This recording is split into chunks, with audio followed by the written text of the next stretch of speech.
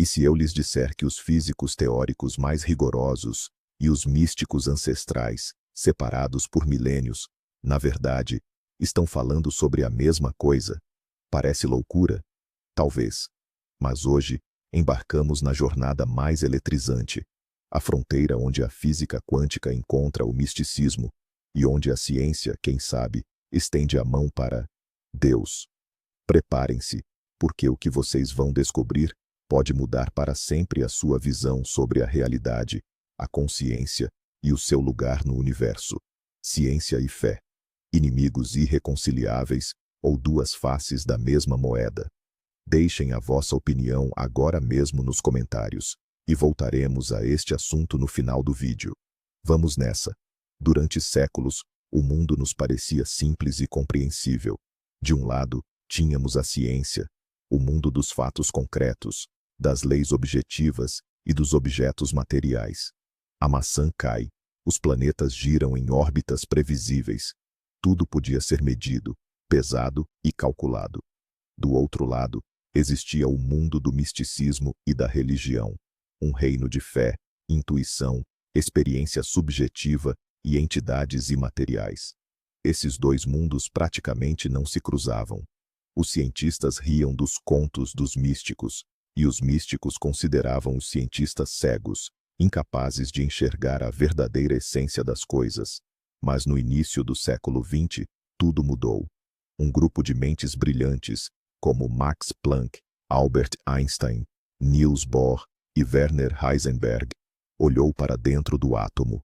E o que eles viram lá destruiu o nosso quadro de mundo habitual até os alicerces. A física clássica se desintegrou, dando lugar a uma ciência nova, estranha e paradoxal, a mecânica quântica. E foi exatamente essa ciência que construiu uma ponte inesperada entre mundos que pareciam incompatíveis. Para começar, vamos direto ao choque mais fundamental do mundo quântico. Imagine uma partícula elementar, como um elétron. No nosso mundo habitual, um objeto é o que é. Uma bola é uma bola. Tem uma forma definida e ocupa um único espaço. Mas no micromundo, as coisas não funcionam assim. Descobriu-se que um elétron pode se comportar tanto como uma minúscula esfera, uma partícula, quanto como uma onda de probabilidade espalhada no espaço. E isso acontece simultaneamente. Este fenômeno foi batizado de dualidade onda-partícula, ou seja, o bloco de construção fundamental do nosso universo não consegue se decidir sobre a sua identidade. Ele existe em duas naturezas ao mesmo tempo. Para ilustrar, imagine-se sendo ao mesmo tempo a pessoa sentada nesta cadeira e a mera possibilidade da sua existência difusa por todo o cômodo. Parece uma loucura total, mas essa é a base da realidade que compõe tudo ao nosso redor, inclusive nós. Este foi o primeiro sinal de alerta que sugeriu aos cientistas que a realidade, no seu nível mais básico, é muito mais flexível e indefinida do que imaginávamos. Por outro lado, os místicos por milênios têm afirmado que o mundo visível é apenas uma ilusão, a Maia, e que a verdadeira realidade é fluida e multifacetada. Mas isso não foi tudo. Os cientistas decidiram investigar como o elétron escolhe entre ser uma partícula ou uma onda. Para isso, realizaram o famoso experimento da dupla fenda. Em resumo, quando ninguém estava observando os elétrons, eles agiam como ondas, passando simultaneamente pelas duas fendas e formando um padrão característico na tela. Mas bastava colocar um detector para registrar por qual fenda o elétron havia passado, e ele imediatamente colapsava, passando a se comportar como uma partícula discreta, voando estritamente por uma única abertura. Esse fenômeno foi batizado de efeito observador. O simples ato de observar alterava o resultado do experimento. Consegue entender a implicação disso? A realidade, no nível quântico, reage literalmente ao nosso olhar. Enquanto não olhamos, existe apenas uma névoa de probabilidades. Mas o ato da observação força o universo a fazer uma escolha e assumir uma forma concreta. Isso foi um golpe no estômago para toda a ciência clássica, que defendia uma realidade objetiva e independente do observador. Descobriu-se que não somos meros espectadores passivos no teatro do universo. Somos participantes diretos, influenciando o palco com a nossa própria atenção. E é aqui que chegamos ao nosso primeiro ponto de contato com o misticismo. Qual é a tese central de inúmeros ensinamentos espirituais, desde as antigas Upanishads até as modernas correntes New Age? A consciência molda a realidade. Aquilo a que você dá atenção cresce. Os pensamentos são materiais. O mundo é um reflexo do seu estado interno. Durante milênios, isso foi visto apenas como uma bela metáfora ou uma manobra psicológica. Contudo, o efeito observador na física quântica subitamente deu a essa ideia um significado quase literal. É claro que a maioria dos físicos insistirá que o observador é qualquer instrumento de medição, e não obrigatoriamente a consciência humana. No entanto, o princípio em si é assombroso. O ato de medir, de obter informação, altera fundamentalmente a realidade física.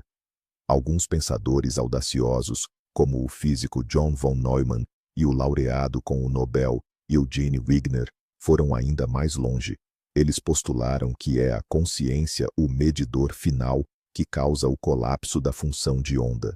Talvez os sábios antigos, ao mergulharem nas profundezas da meditação, tivessem intuído essa lei fundamental do universo. Uma lei que a ciência, apenas milênios depois, conseguiu demonstrar com o auxílio de instrumentos extremamente complexos. Vamos nos aprofundar numa propriedade ainda mais bizarra do mundo quântico: a superposição. Antes de medirmos o estado de uma partícula, ela existe em todos os estados possíveis ao mesmo tempo. Não se trata de uma simples falta de conhecimento sobre sua localização. Significa que, literalmente, ela está em todos os lugares, simultaneamente. O exemplo mais famoso é o experimento mental do gato de Schrödinger. Imagine um gato dentro de uma caixa, cuja vida depende da desintegração de um único átomo radioativo. Pela mecânica quântica, enquanto a caixa não for aberta, o átomo está simultaneamente desintegrado e não desintegrado, e, por consequência, o gato está, ao mesmo tempo, vivo e morto. Ele permanece na superposição de dois estados. É somente no momento em que abrimos a caixa e observamos o sistema que a realidade colapsa, fazendo uma escolha, e o gato se define como vivo ou morto. Essa ideia é tão contraintuitiva que explode a cabeça. Ela nos diz que, antes desse instante de escolha, a realidade é um campo puro de possibilidades ilimitadas. Todas as variantes coexistem em paralelo na forma de ondas de probabilidade. Isso não é apenas uma concepção filosófica, mas sim um fato matematicamente comprovado, fundamental para o funcionamento dos computadores quânticos, por exemplo. Então, vamos colocar de novo aqueles nossos óculos místicos. O que é a superposição do ponto de vista das práticas espirituais? É a ideia de que, a cada instante, um número infinito de caminhos e possibilidades de futuro está aberto para nós. Enquanto a escolha não é feita, todas essas opções são potencialmente reais. Os ensinamentos esotéricos falam sobre o poder da intenção, que, semelhante ao ato de observar, colapsa o campo de possibilidades e materializa uma realidade específica. Muitas práticas meditativas visam atingir o estado de potencial puro, o tal ponto zero, a partir do qual podemos criar qualquer realidade que desejamos. Isso não se assemelha a um sistema quântico em superposição antes da intervenção do observador. Parece que nosso universo, em um nível fundamental, é estruturado como um sistema de infinitas possibilidades. E nossa consciência, nossa escolha e nossa atenção agem como o fator exato que transforma a possibilidade em realidade.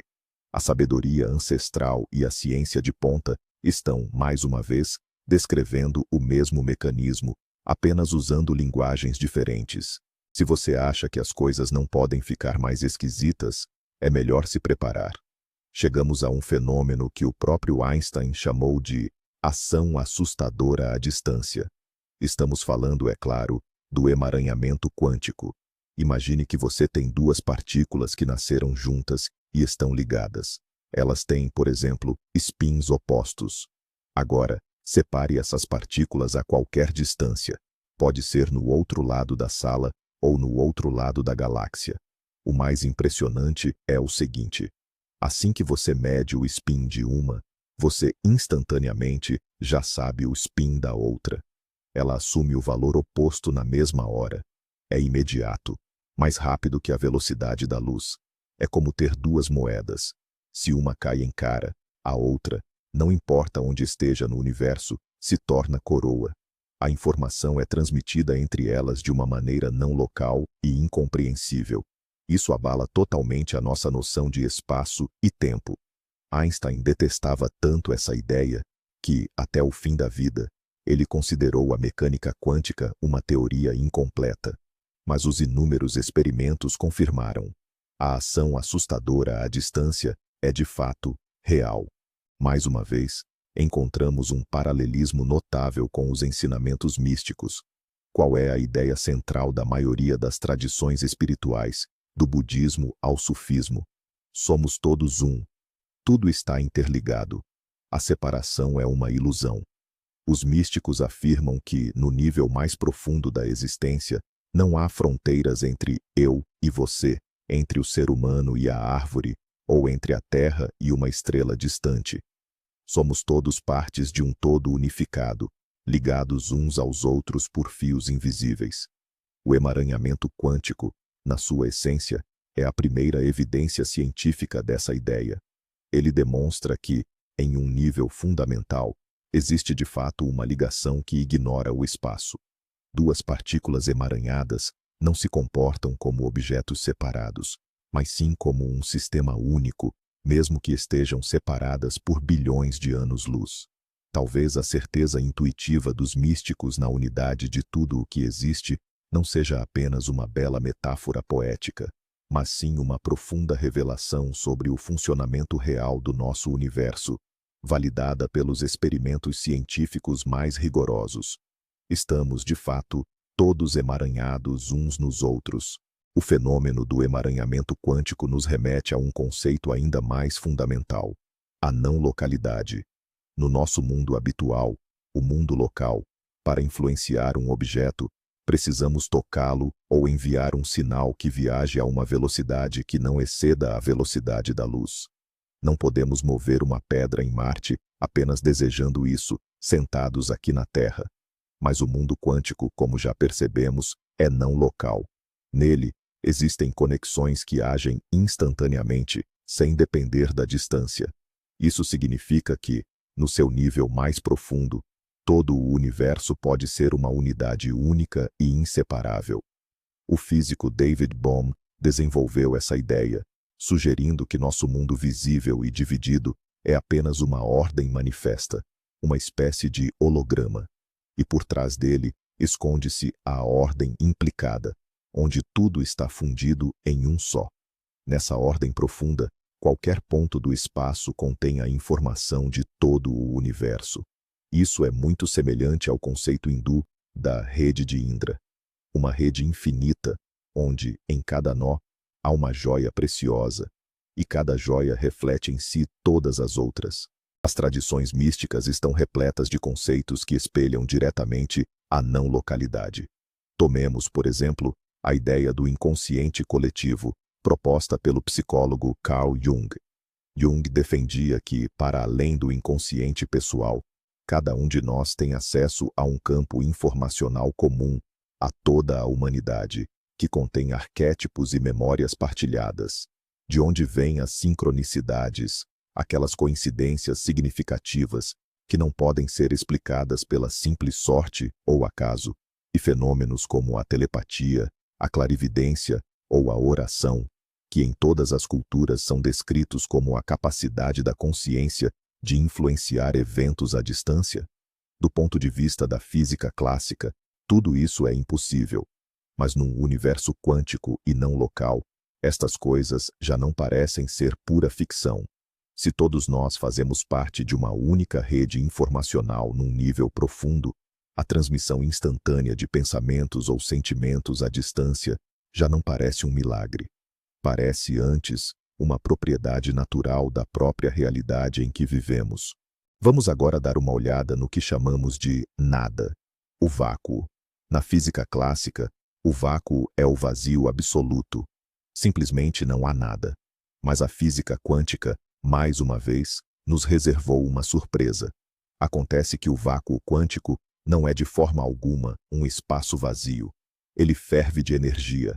Nele, pares de partículas e antipartículas virtuais surgem do nada, constantemente e instantaneamente se aniquilam, desaparecendo. Esse processo é conhecido como flutuações quânticas. O vácuo se assemelha mais a um caldeirão fervente, repleto de energia e potencial ocultos. Segundo algumas estimativas, a energia contida em apenas 1 centímetro cúbico de vácuo supera a energia de toda a matéria do nosso universo conhecido. Ou seja, tudo o que vemos, estrelas, galáxias e até nós mesmos, é apenas uma minúscula ondulação na superfície desse oceano ilimitado de energia. O nosso universo material pode, inclusive, ter nascido como resultado de uma única e gigantesca flutuação desse mesmo vácuo. No final das contas, o nada é, na verdade, a fonte de tudo. E mais uma vez, essa visão científica ressoa de forma impressionante com os mitos cosmológicos e as concepções místicas de todo o mundo. Em muitas culturas antigas, o universo nasce do caos primordial, de um vazio insondável ou de um oceano primário. No hinduísmo, por exemplo, existe o conceito de akasha, o primeiro elemento, uma substância sutil e supersensível que permeia tudo e é a fonte de todas as formas. O taoísmo, por sua vez, fala do Tao, a fonte invisível e inexprimível, da qual nascem as 10.000 coisas. Todas essas noções descrevem o que é, essencialmente, um campo de potencial puro, que antecede a existência do mundo material. A teoria quântica do vácuo, no fundo, dá a essas antigas intuições um nome científico moderno. Aquilo que os místicos chamavam de Deus, absoluto, Tao ou Akasha, os físicos de hoje chamam de vácuo quântico ou campo de energia do ponto zero. É sempre a mesma ideia, a de que na fundação do nosso mundo ordenado reside uma fonte invisível, mas infinitamente poderosa, de toda a existência. É fascinante notar que os próprios pais fundadores da mecânica quântica tinham uma consciência profunda da dimensão filosófica de suas descobertas. Eles não eram apenas técnicos resolvendo equações. Eram pensadores profundos que buscavam compreender o que as suas descobertas revelavam sobre a natureza da realidade. Niels Bohr, por exemplo, ficou tão impressionado com a ideia da dualidade que colocou no seu brasão o símbolo do yin-yang com a inscrição: opostos não se contradizem, mas se complementam. Werner Heisenberg, o autor do Princípio da Incerteza, escreveu: o primeiro gole do copo da ciência natural faz de você um ateu, mas no fundo do copo, Deus espera. Ele via na mecânica quântica um retorno às ideias dos antigos filósofos gregos. Erwin Schrödinger, o pai do famoso gato, era profundamente fascinado pela filosofia hindu, especialmente pela Vedanta. Estes gênios da ciência perceberam que haviam tocado em algo que ia muito além da mera descrição do mundo material. Eles entenderam que a nova física exigia também uma nova metafísica. Vamos focar em Erwin Schrödinger, cuja atração pela filosofia oriental era particularmente intensa. Ele estudou os Upanishads, textos indianos milenares que formam a base do Vedanta. A ideia central do Vedanta é a identidade entre a consciência individual, o Atman, e a consciência universal, o Brahman. Ou seja, no nível mais profundo, a consciência é a mesma em todos os seres vivos. Não existe uma multiplicidade de eus separados.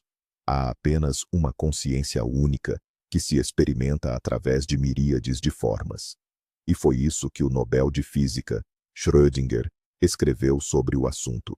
Cito: "A multiplicidade que observamos é apenas uma aparência. Na realidade, a consciência é sempre singular."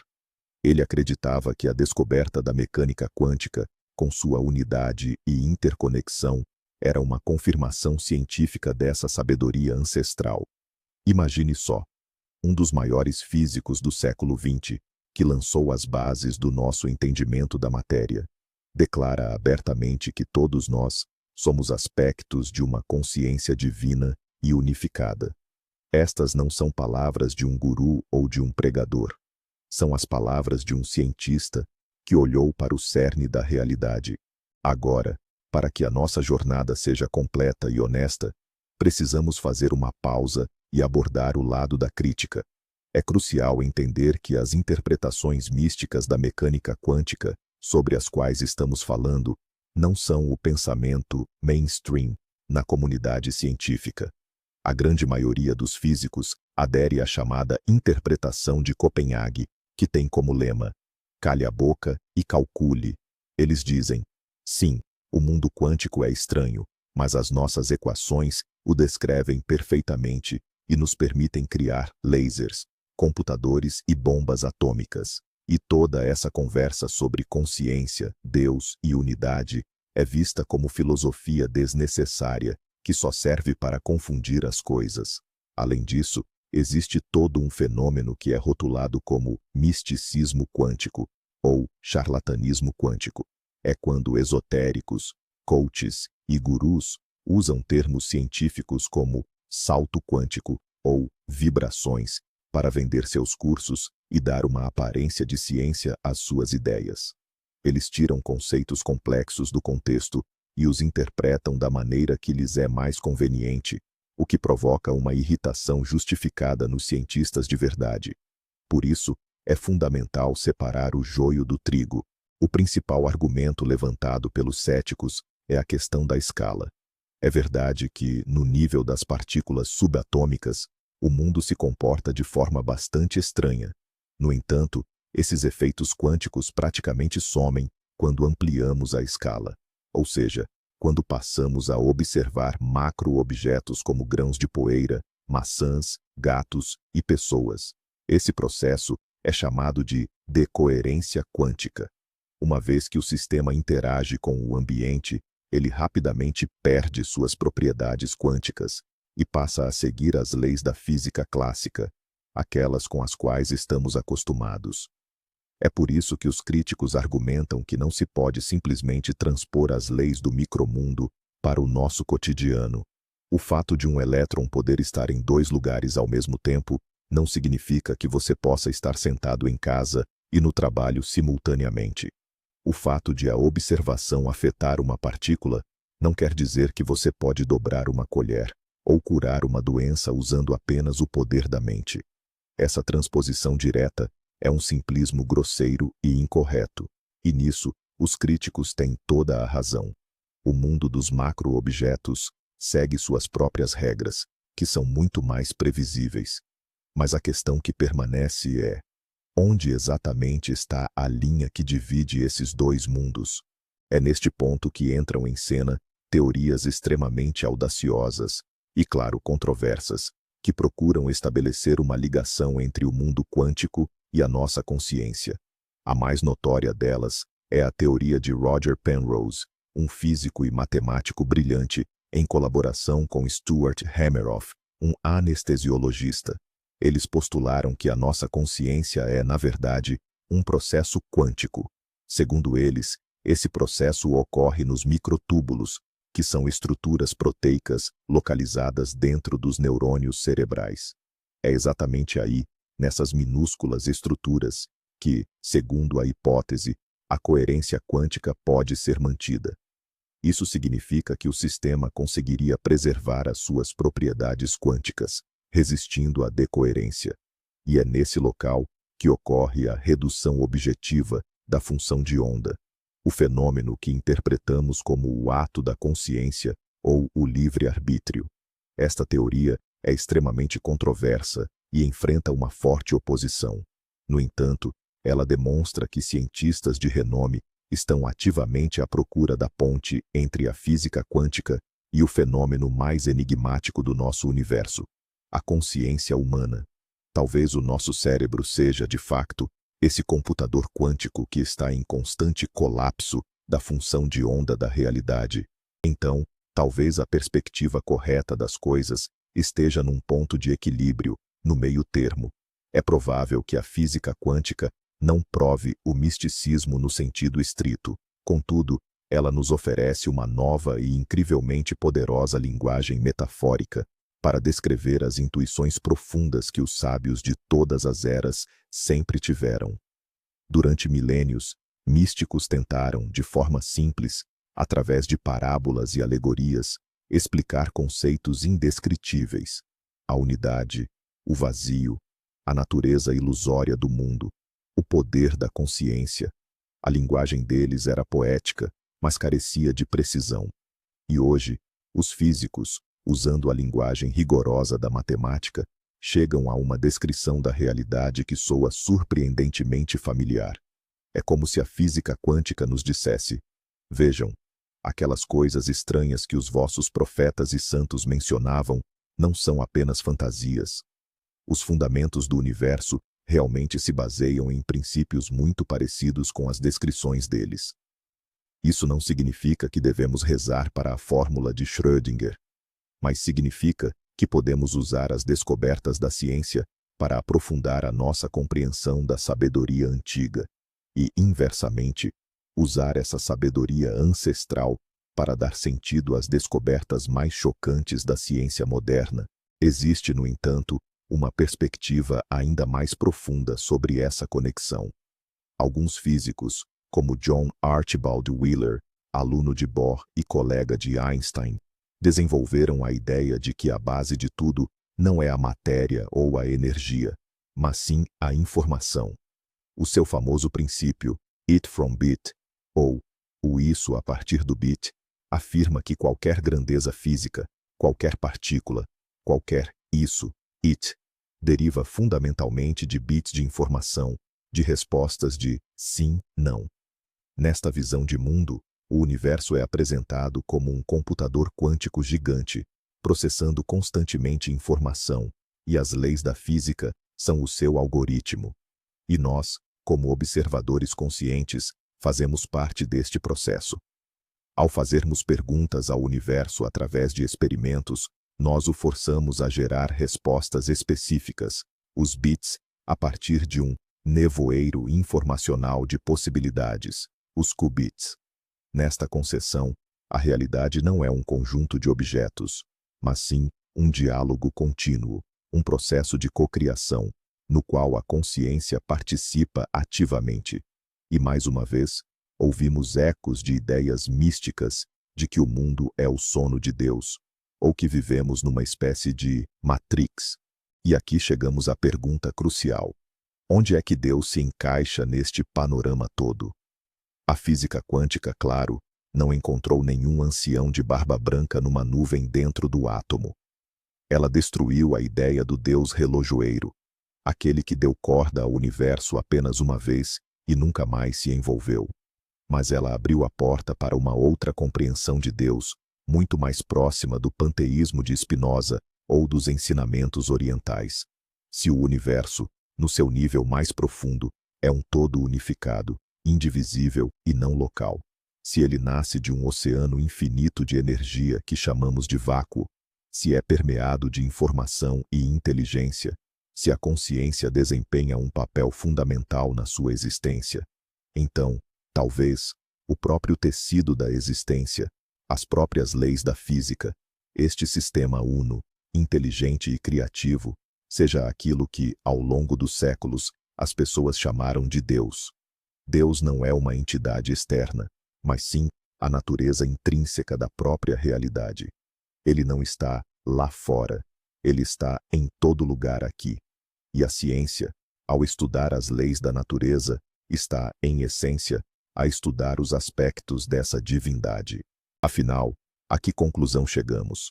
A física quântica provou a existência de Deus ou deu razão aos místicos? A resposta é sim e não.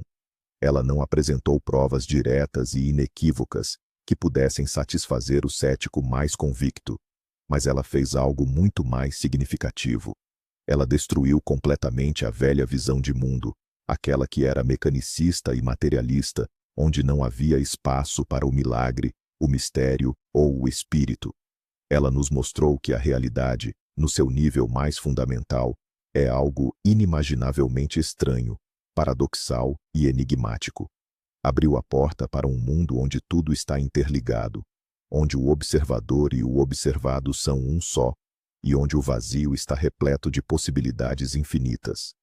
Ela construiu uma ponte entre a linguagem rigorosa da ciência e a linguagem intuitiva do espírito. A física quântica não nos deu uma resposta definitiva, mas ela nos fez as perguntas certas e provou que a busca mais fascinante é aquela que se encontra na fronteira entre o conhecido e o incognoscível. Pois bem, vamos fazer um resumo. É claro que a física quântica não escreveu no quadro do laboratório: Deus existe, não é isso. Mas ela fez algo muito mais revolucionário.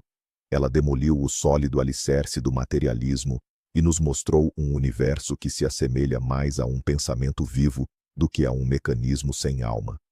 Um universo onde tudo está interligado, onde o observador afeta o observado, e onde o vazio está repleto de energia infinita.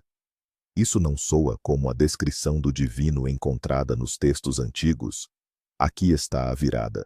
Talvez os cientistas mais avançados e os sábios mais iluminados, vindo de direções opostas, tenham chegado ao mesmo pico da montanha, apenas dando-lhe nomes diferentes. A ciência não matou Deus. Talvez ela apenas nos tenha dado uma nova maneira de vê-lo. Se este vídeo o fez pensar, não se esqueça de deixar o seu like e de se inscrever no canal para não perder novas investigações na intersecção entre a ciência e o desconhecido. E a principal questão para você é: onde, na sua opinião, reside a fronteira entre a ciência e a fé? E será que elas poderão se unir um dia? Escreva suas ideias nos comentários, eu ficarei muito interessado em lê-las. Obrigado por assistir e até breve.